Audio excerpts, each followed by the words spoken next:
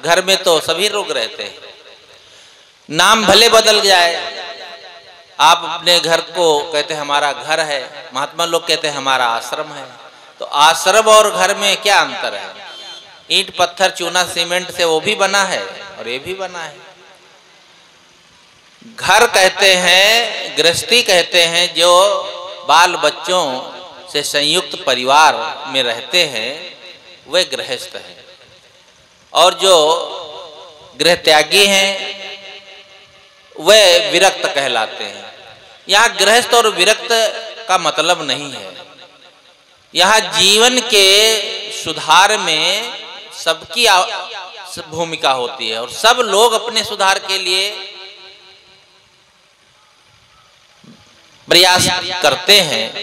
यहाँ जो साहब कहते हैं यदि तो आप गृहस्थी धर्म से संयुक्त हैं तो शील और विचार रखें। शील का मतलब होता है दूसरे के दुख दर्द को देख करके जीवन में बदलाव करना। शीलवंत सबसे बड़ा सब रत्नों की खान, तीन लोक की संपदा रही शील में आन। शीलवान व्यक्ति दूसरे को कष्ट देने की भावना नहीं रखता है, दुख देने की भावना नहीं रखता है। जहां तक हो सके अपने से दूसरे को दुख हो ऐसी बात, ऐसा व्यवहार ना करें। हम सबकी सहायता नहीं कर सकते हैं, सबका उपकार नहीं कर सकते हैं, लेकिन यह तो कर सकते हैं दूसरे को कष्ट ना हो ऐसा व्यवहार तो कर ही सकते हैं। दुनिया में यदि कोई किसी की सहायता ना कर सके तो कोई खास बात नहीं है, लेकिन यदि दुनिया में एक दूसरे को दुख देने की भावना त्याग दें, दुख देने का काम ना करें, तो ये सबसे बड़ी समझदारी होगी। लेकिन यही होता है, हम सहायता तो दूसरे की कम करते हैं, दूसरे को दुख देने का प्रयास ज्यादा रहता है। इसलिए साहब कहते हैं जीवन में शील होना चाहिए, कोमलता होनी चाहिए, हृदय में करुणा होनी चाहिए। जिसके हृदय में, जिसके मन में करुणा होती है, शील होता है, वह कहीं भी रहे, गृहस्थी में रहे, विरक्ति में रहे, वह किसी को दुख नहीं देता है। और शील, करुणा, दया, क्षमा, ये सद्गुण किसी की बपौती नहीं है।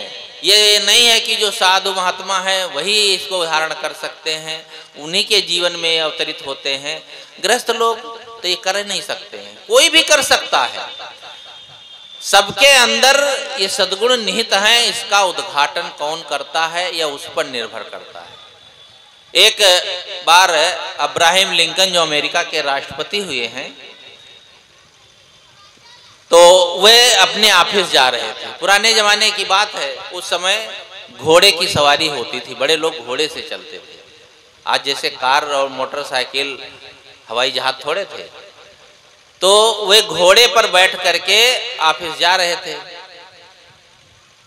रास्ते में देखते हैं एक सुअर, कुछ कीचड़ भरा हुआ है, गड्ढा सा है, और इतना मोटा कीचड़ है कि वो सुअर उसमें फंस गया, निकल नहीं पा रहा है। बार बार प्रयास कर रहा है, उसी कीचड़ में वो धंसता चला जा रहा है। तो उन्होंने घोड़ा रोक दिया और सोचा इसको निकालें। तो क्या करते हैं, घोड़े की लगाम को निकाल करके और किसी तरह से उस सुअर के गले में फंसाया और खींच करके उसे बाहर निकाला।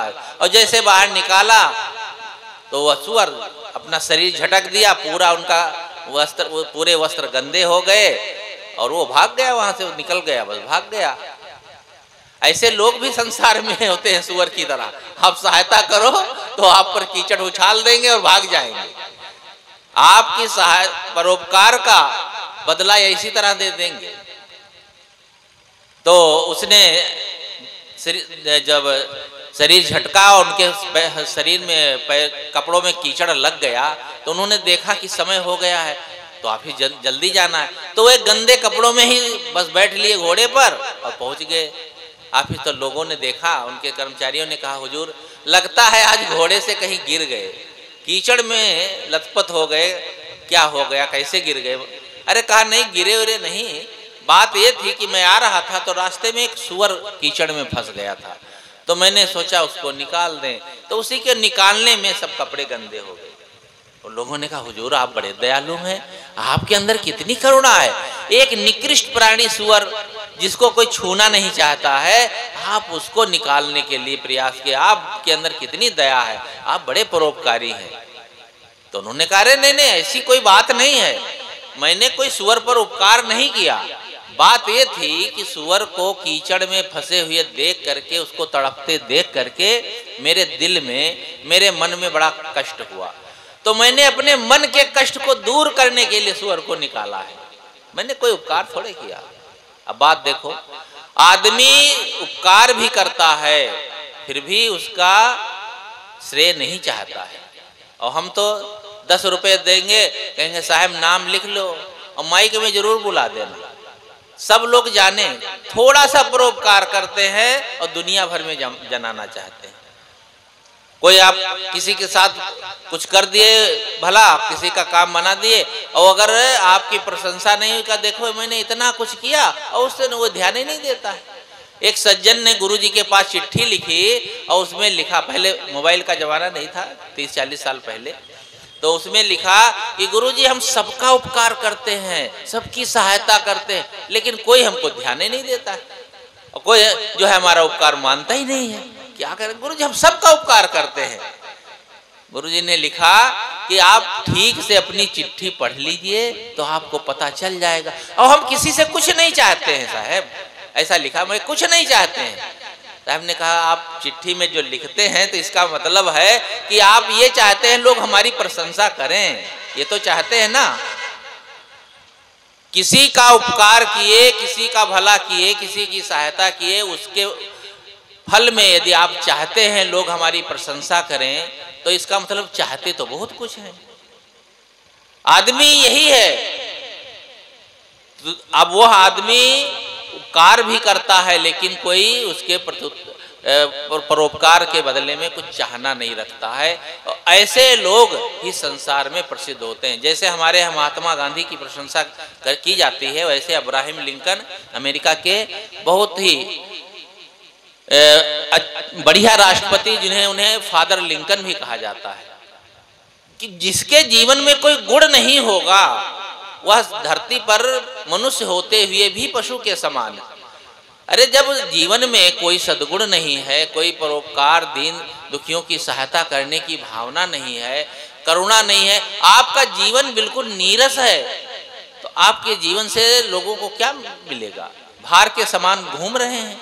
इसलिए साहब कहते हैं कि राखे शील विचार, शीलवान होना चाहिए, किसी को अपने जानबूझ करके दुख देने की भावना या दुख देने का प्रयास नहीं करना चाहिए। यह हर जगह होता है। कितने लोग होते हैं कि गांव में रहते हैं तो दूसरे का काम बिगड़ जाए, ये भावना रखते हैं और बिगाड़ने का प्रयास भी करते हैं। बिगाड़ानंद बहुत होते हैं गाँव में। बिगाड़ानंद की कहानी सुने हैं, सुने होंगे शायद, याद ना हो याद दिला दूं। एक गांव में एक बिगाड़ानंद थे। बिगाड़ानंद उनका नाम नहीं था, लेकिन वो सबका काम बिगाड़ देते थे, उठपटांग बात कह करके, व्यवहार करके, तो लोग उनका नाम ही बिगाड़ानंद रख दिए थे। सब लोग उससे परेशान थे।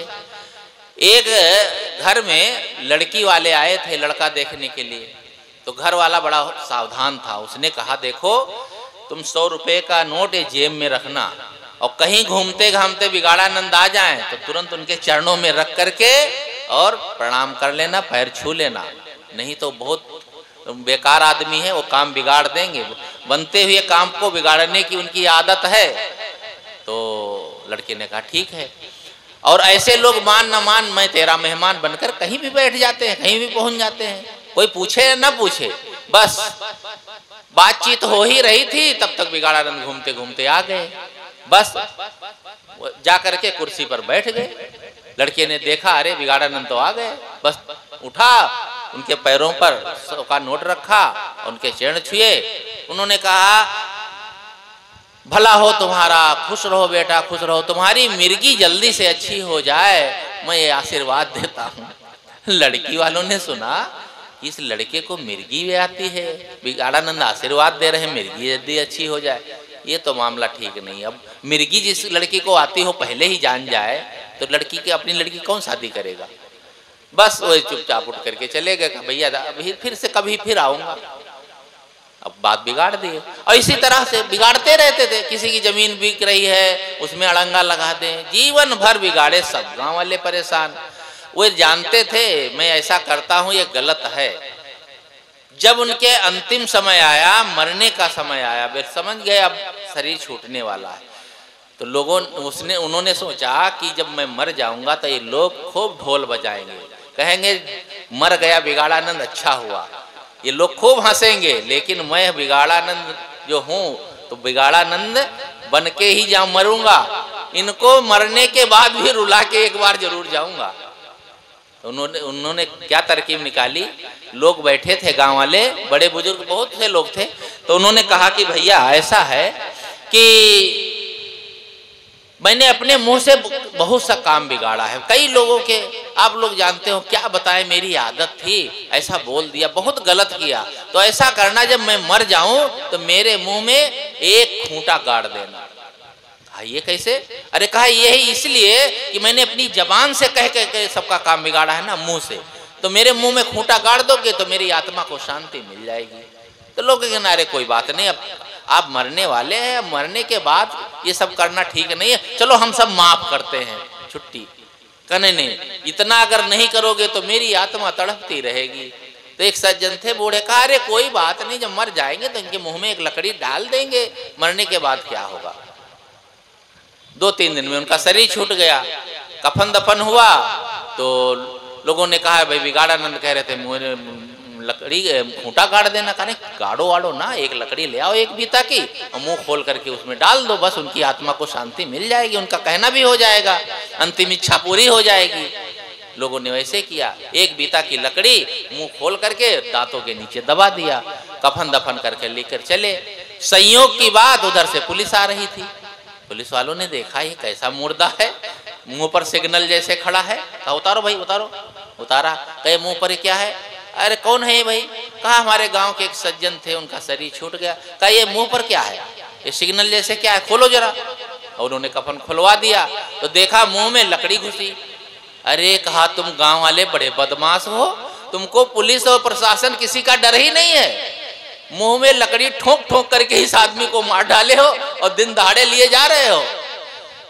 पकड़ो इनको सबको, चलो इनको बंद करो जेल में। और ले जाकर के गांव वालों को सबको जेल में बंद कर दिया। गांव वालों ने कहा धन्य हो बिगाड़ानंद, जीते जी सबको परेशान के, मरने के बाद भी रुला के ही गए। अब एक कहानी चाहे काल्पनिक हो, लेकिन गांव का हाल तो आप लोग जानते हैं ना। किसी का भला, किसी की अच्छाई लोगों को पसंद नहीं है। किसी का मकान बढ़िया बन जाए तो लगता है कि वो मकान ऊंचा हो गया तो उसका छाया हमारे मकान पर पड़ रही है, तो हमारे यहाँ तो धूप ही नहीं आ रही। एक आदमी कह रहा था ये पड़ोसी को मैं देखता हूँ तो गुरुजी मेरा एक पसर खून घट जाता है। तो गुरुजी ने कहा तुम्हें गांव छोड़ के चले जाओ, नहीं तुम्हारा खून एकदम खत्म हो जाएगा, तुम मर जाओगे। अब बताओ, पड़ोसी उन्नति कर रहा है तो खून घट जाता है। कोई गाड़ी ले आया तो लगता है ये गाड़ी हमारी छाती पर चल रही है। कितनी ईर्षा द्वेष, कितना ईर्षा द्वेष लोग करते हैं। अरे कोई उन्नति कर लेगा तो तुम्हारी क्या हानि हो जाएगी।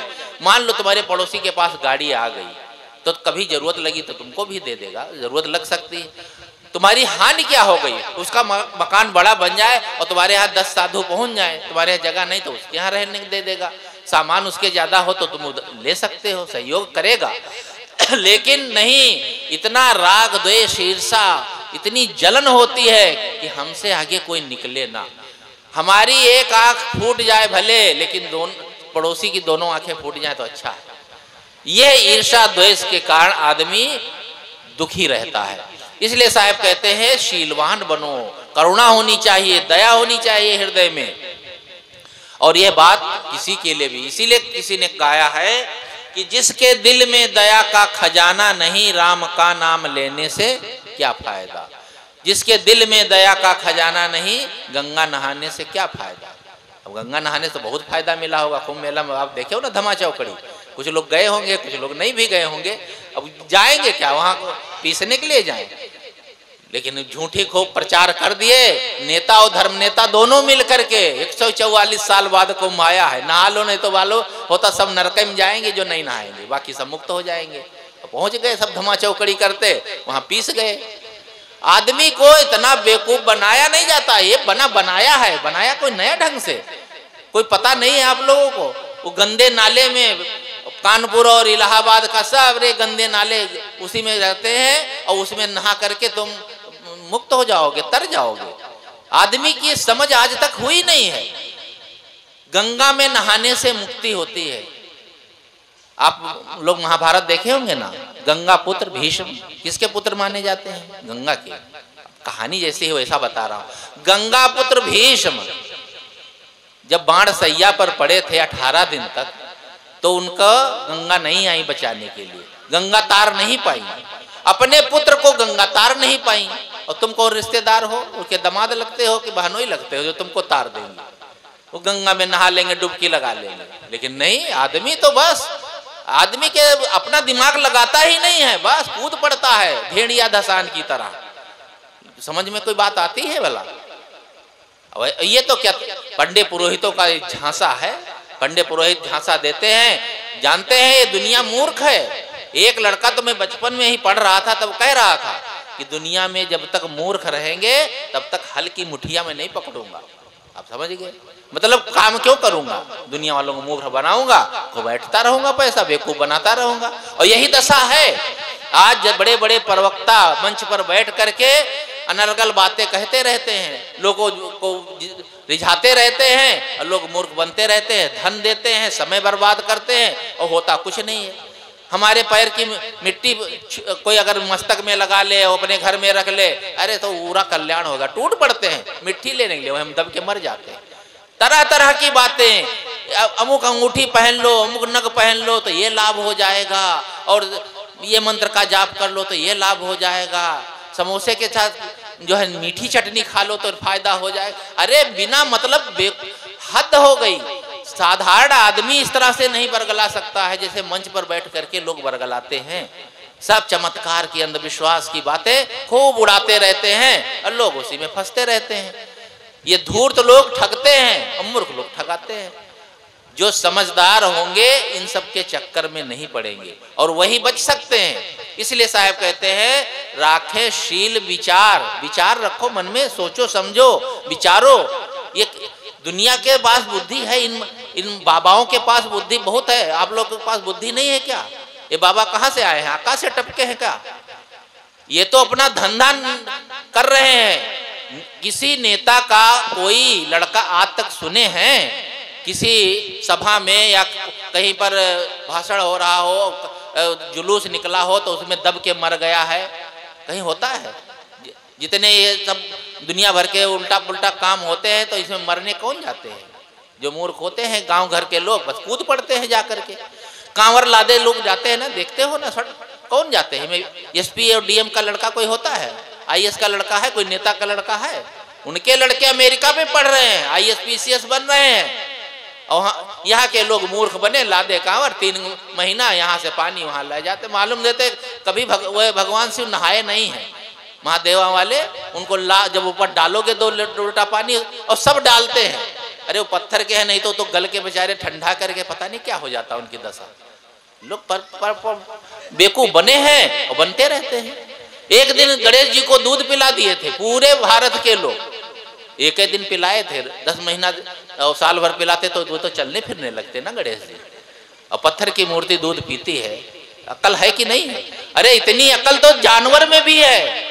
पत्थर की चूहिया रख दो बिल्ली के सामने, झपटेगी भला? वो झपटेगी नहीं, सूंघे भी नहीं, दूर से जान जाएगी पत्थर की है।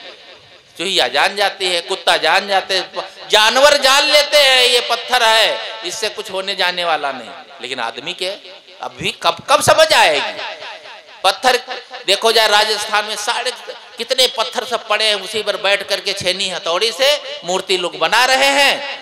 कोई बात नहीं, बस ला करके वही मंदिर में रख दिया गया, प्राण प्रतिष्ठा कर दी गई। प्राण प्रतिष्ठा का मतलब क्या है? प्राण उसमें डाल दिए गए। मूर्ति में, पत्थर में आप लोग सब प्राण डाल देते हैं, और उनके पिता मर जाते हैं तो उनको नहीं प्राण डालते। अरे वो तो उनका शरीर है, और आदमी रहे हैं, जीवित रहे, प्राण निकल गए, उठा के डाल दो जहां से मूर्ति में डालते हो। कैसा तमाशा है, आदमी करता है, कुछ समझ में आता है, लोगों के नहीं आता है। और समझाओ तो कहेंगे अरे ये बाबा लोग बड़े नास्तिक हैं, ये तो धर्म कर्म मानते नहीं है ना, तो ये भगवान देवी देवता मानते हैं। और मैं कहूँ ये देवी देवता हैं, कौन नहीं मानता? हमारे कौन कबीरपंथी कहते देवी देवता नहीं मानते हैं? हम लोग कहते हैं कि माता पिता देवी देवता है, इधर सब देवता बैठे, माताएं हैं, देवियां हैं। कहें ये देवी देवता, ये तो बेकार, ये कहाँ देवी देवता है? आदमी के लगता है जो खाए ना पिए ना बोले ना चाले ना चूहिया पैदा कर सके, वो देवी और देवता है। और जो सब पूरी दुनिया चलाते हैं वो देवी देवता नहीं। माता जो सेवा करती है, खिलाती पिलाती है, बच्चे का जन्म देती है, वो देवी नहीं है, उसकी सेवा नहीं करेंगे। हाँ, सेवा करने के लिए कहाँ पहुँच जाएंगे? पूर्णागिरी। यहाँ अपने प्रेमी है डॉक्टर आरपी मौर्य जी ऊंचाहार के, वो बता रहे थे एक लड़का आया अपनी माँ को लेकर के, तो वहाँ पर देखा जैसे डॉक्टर ने, थोड़ा डॉक्टर व्यवहारिक और आध्यात्मिक है, तो वो दवाई तुरंत नहीं देते हैं, खुद थोड़ा बातचीत करते। तो उन्होंने कहा अरे भाई ये अपनी माँ को इतने दिन बाद लाए तो बिल्कुल बीमार है, कितने दिन से? हमको लगता बहुत दिन से। कहा हाँ साहब 15 दिन हो गए बीमार। तो कहा तुम इतने दिन बाद लाए? कहा साहब मौका नहीं मिला। अब बताओ मेरे को भी, अरे माँ बीमार है 15 दिन से, मरने वाली है, और तुमको मौका नहीं? दुनिया भर का मौका है, सारा समय निकाला जाता है। आपके शादी होती है तो मौका निकाल के रात में 10 बजे भले जाते हैं कि नहीं? और मुकदमा चलता है वहां जाते हैं कि नहीं? चाहे जैसे हो, बीमार हो तो भी जाते हैं, सब कुछ सारे काम करने के लिए मौके निकाल लेते हैं। और माँ बीमार है तो मौका नहीं है। अब डॉक्टर क्या करते? तो दवाई दे दिए, तो हालत देखकर कहा 2 दिन बाद फिर दिखा देना, ये इसकी हालत सीरियस है, और लाद करके फिर ले गया। और वहां पहुंचा दूसरे दिन, उसके मित्रों ने कहा भैया पूर्णागिरी हम लोग जा रहे हैं, चली हो? बस उठा लिया झोला, चल दिया। अब उसको ये नहीं पता है माँ बीमार है, इसकी दवाई करना। और पहुंच गया पूर्णागिरी घूमने। 1 सप्ताह बाद आया, तब तक माँ मरने वाली। फिर लाद वाद कर गया, तो डॉक्टर ने देखा, कहा अरे ये तो मरने वाली हो गई, कहाँ गए थे? कहा साहब मैया जी के दर्शन करने चला गया। कहा कौन मैया? कहा पूर्णागिरी मैया। डॉक्टर ने कहा वही मैया भागी जा रही थी क्या? अरे वो तो वही बैठी ही थी, 15 दिन महीना बाद चले जाते, माँ के दवाई पानी कर लेते। जिसने पैदा किया, खिलाया, पढ़ाया, पिलाया, पढ़ाया, लिखाया, उस माँ की दवाई तुम नहीं कर सकता है आदमी। और पूर्णागिरी मैया के दर्शन करने जा रहे हैं, और वो मैया कहूँ जिंदा होती तो वहीं थप्पड़ मारती 2 कि वह अपनी मैया को छोड़ के यहाँ आए हो, दर्शन करने आए। अरे पूर्णागिरी जाना हो, चाहे कहीं भी जाना हो, तीर्थाटन करना, हम मना नहीं करते, जिसको मन हो जाए घूमे, लेकिन अपना कर्तव्य का पालन भी तो करना चाहिए।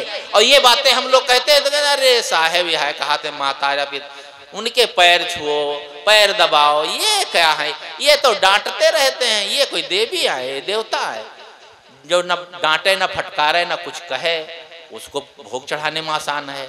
चाहे तुम सड़ा गला चढ़ाए दो और चाहे कुछ भी चढ़ाए दो, कोई कहने वाला तो है नहीं, जानता भी नहीं। हम बचपन में देखे थे माताएं पूड़ी बनावे तो छोटी छोटी पूड़ी, तो हमने कहा छोटी के लिए? कहा ये देवी को चढ़ाने के लिए। मतलब देवी से भी छल कपट करते हैं देवी पूजने वाले, ये जानते हो खाएंगी तो है नहीं, तो छोटी छोटी देवी के लिए और बड़ी बड़ी अपने खाने के लिए। हर जगह चालाकी है, जानते बूझते हुए भी आदमी आंखें बंद कर ले रहे। सब लोग करते, अब सब लोग महाकुंभ में जा रहे हैं, 144 साल बाद आया है, सब मुक्ति ले लेंगे, हम तो रह जाएंगे भैया। 144 साल बाद मरे तो जाएंगे, कहाँ बचेंगे? और किसी पुराण में, किसी धर्म ग्रंथ में नहीं लिखा है। सब सारे पुराण धर्म ग्रंथ शास्त्र खोल के देख लो कि 144 साल बाद कोई कुंभ आता है। सारे कुंभ 12 साल बाद आते हैं, 3-3 साल में होते 4 जगह कुंभ, जानते ही हैं। और ये आज अब की बार नोटंकी बना दी गई, वहां सब को मार डाले गए। मैं तो गया था छत्तीसगढ़, लौटा वहां से तो देखा सतना स्टेशन पर एक भक्त के यहाँ रुकना था, वहां रात में 12 बजे ट्रेन थी, तो इतनी भीड़ थी प्लेटफार्म पर, मैंने सोचा चाहे ट्रेन भले छूट जाए, ये प्लेटफार्म पर उतरना नहीं है, ओवर ब्रिज पर ही चुप पे बैठा रहा। 12 बजे ट्रेन थी, तो खैर सरकार थोड़ा सतर्क थी, तो बस तुरंत उसने 2 गाड़ियां लगाई और लाद करके सबको भेज दिया, जाओ प्रयागराज में मरो चाहे जिंदा रहो। इतना आदमी पागल है, सब गठरी मोठरी लादे, बूढ़े बुढ़िया और छोटे छोटे बच्चे ना तो तनिको अकल है, बस कह दिए सब लोग जा रहे हैं। ये तो अभी वर्तमान की घटना है। ऐसे ही सब कुछ आदमी करता रहता है, जीवन भर टंट घंट करता रहता है। चमत्कार अंधविश्वास इतना बढ़ गया है, आदमी के मन में छा गया है कि उसके दिमाग पर पर्दा जैसे काई छा जाती है ना, तो पानी साफ फर्श साफ नहीं रहती है, वैसे ही माड़ा छा गया है दिमाग पर, कुछ समझ में नहीं आता है। और पुराणों में भी लिखा जाता है, मंच पर बैठ के लोग गाते भी रहते हैं, बैठ के कहते हैं राजा सगर की पत्नी को एक साथ 60,000 बच्चे पैदा होते भये, तो सब बोलेंगे वृंदावन बिहारी की जय। तो कोई पूछेगा ना 60,000 बच्चे कैसे हो जाएंगे? अरे 5-6 तक तो हो सकता है भाई, लेकिन ये 60,000 लोगों ने किया होगा प्रश्न। तो जो लेखक था वो भी सावधान था, उसने सोचा अगर कोई पूछ लेगा तो क्या बताएंगे, तो उसने भी बड़ी चालाकी से लिख भी दिया। उसने लिखा कि 60,000 बच्चे जैसे आज होते हैं वैसे नहीं हुए। राजा प्रियव्रत के उनकी पत्नी सुमति के गर्भ से एक तुमड़ी नुमा पैदा हुआ, जैसे तुमड़ी होती ना लौकी की, वैसे पैदा हुआ, जन निकला, और उसमें कीड़े के समान मानवाकार 60,000 बच्चे थे। कहा 60,000 बच्चे थे, उनका पालन कैसे किए? कहा वो तो राजा थे ही। तो उन्होंने 60,000 घी के घड़े मंगाए और उन बच्चों को एक एक बच्चे को एक एक घड़े में डाल दिया, और वो सब घी खा करके जवान होकर के निकले। अब बताओ, इससे बड़ा मूर्ख कोई होगा? देहात गांव का देहाती आदमी भी जानता है बच्चा पैदा होता है तो दूध पीता है, और घी के घड़े में डाल दोगे वो डूब के मर जाएगा कि वो घी खा के जवान हो जाएगा। कैसी अकल है? और ये सब लिखा है पोथियों में, ये सब धर्मशास्त्रों में लिख मारे हैं, पुराणों में। अब इन लोगों को क्या बताया जाए? प्रातः काल भक्ष लियो तब तीनों लोग भयो अंधियारो, सुनते नहीं? हनुमान चालीसा सुनते तो हो, भले नहीं गाते होगे, लेकिन क्या इसका क्या अर्थ है? प्रातः काल हनुमान जी उठे, देखे भूख लगी थी तो सबे लाल लाल फल समझे इसको, सूरज को, वह निगल गए। पृथ्वी से 13 लाख गुना बड़ा, कितना? 13 लाख गुना बड़ा दहकता हुआ आग का गोला है सूरज। वहां कोई पहुंच जाए तो वहां तक नहीं, 1000 किलोमीटर लाखों किलोमीटर दूर तो इतनी गर्मी है कि जला डालेगा, और मुंह में निगल गए। अब इनको कौन समझाया जाए? और बच्चे थे, कोई बूढ़े भी नहीं थे, जवान भी नहीं थे। अब गाते हैं लोग, बस गा रहे हैं, लोग सुन रहे हैं, बस तालियां पीट रहे हैं। ये सब चमत्कार, विचार कोई नहीं कर रहा है, सोच नहीं रहा है। सोचे विचारे समझे तब तो बात समझ में आए, इसलिए इन बातों को समझना चाहिए। हनुमान, ये गणेश जी का फोटो देखे हो? देवी देवता भी तरह तरह बनाए जाते हैं, 10-10, 20-20 हाथ लगा दिए जाते हैं, पता नहीं कितने सिर लगा दिए जाएंगे। गणेश जी का चित्र बना दिए तो हाथी का सिर लगा दिए। अरे देवी देवता ऐसे होते हैं क्या? आदमी जैसे नहीं रह सकते हैं क्या? अब बताओ, एक बच्चे में हाथी का सिर, एक दिन का पैदा हुआ एक हाथी का बच्चा हो तो कितना बड़ा होगा? इतना बड़ा जरूर होगा कि बच्चा उसी के सिर के भीतर घुस जाएगा। कैसे हाथी का सिर लग सकता है? लेकिन नहीं, लोगों के अंदर समझ में बात नहीं आती है, इसलिए ये बात समझना चाहिए। मैं अपने एक उदाहरण देकर बात समाप्त करूंगा। कैसे लोग ये ऐसा मानते चले जाते हैं?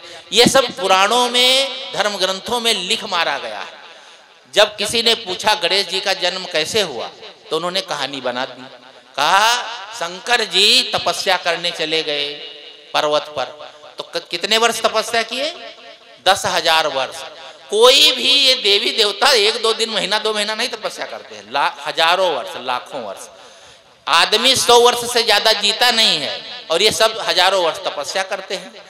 अब तपस्या करने चले गए, इधर क्या हुआ? पार्वती ने उपटन किया। पहले माताएं उपटन करती थी ना, हल्दी और आटा में मिला करके शरीर में लगाती थी, आज जैसे साबुन पहले थोड़े था।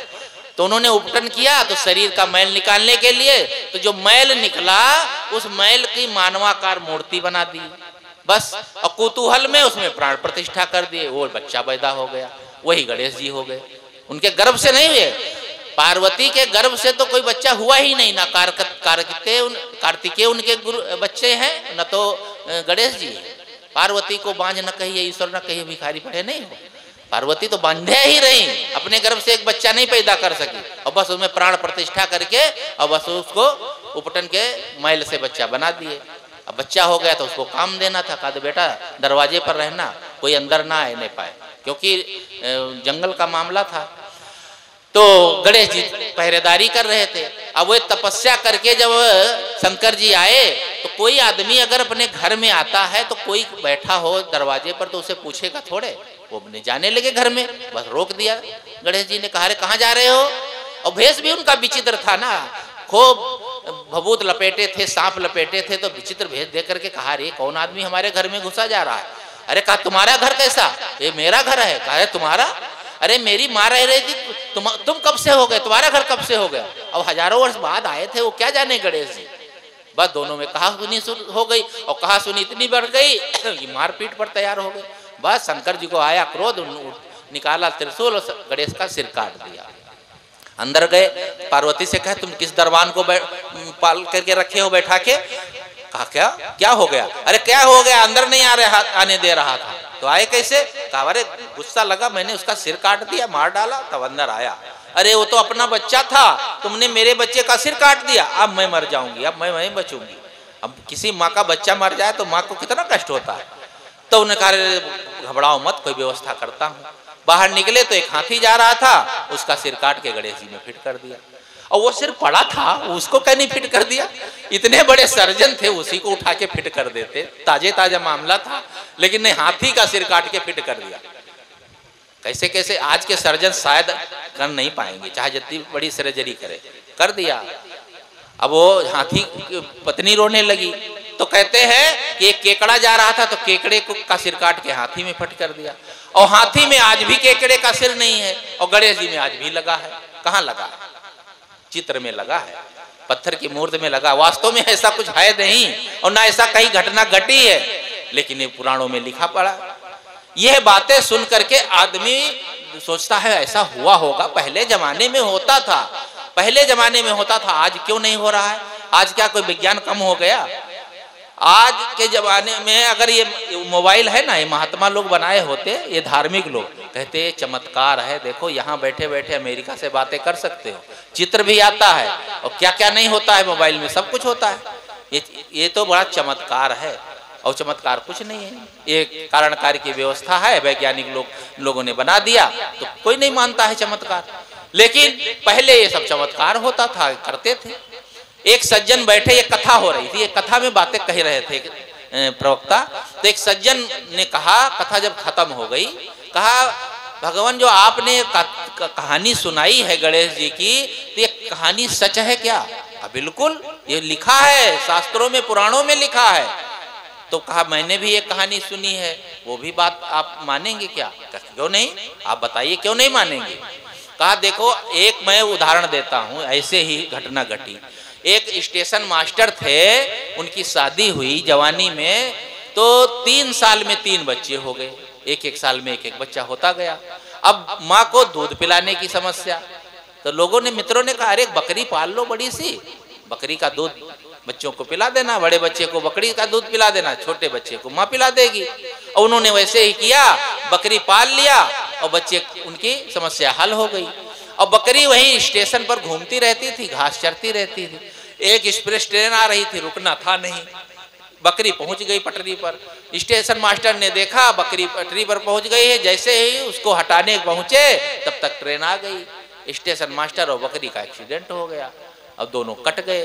तुरंत उनको लाद करके रेलवे यार्ड में भर्ती किया गया, अस्पताल में। डॉक्टरों ने कहा दोनों जिंदा हैं, लेकिन बकरी का जो आगे का हिस्सा है वो सब कट गया है और स्टेशन मास्टर का नीचे का हिस्सा सब कट गया है। तो कहा क्या करे?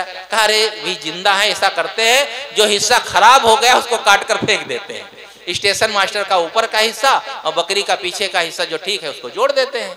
बस फटाफट सर्जरी कर दी गई, स्टेशन मास्टर और बकरी का ज्वाइंट हो गया।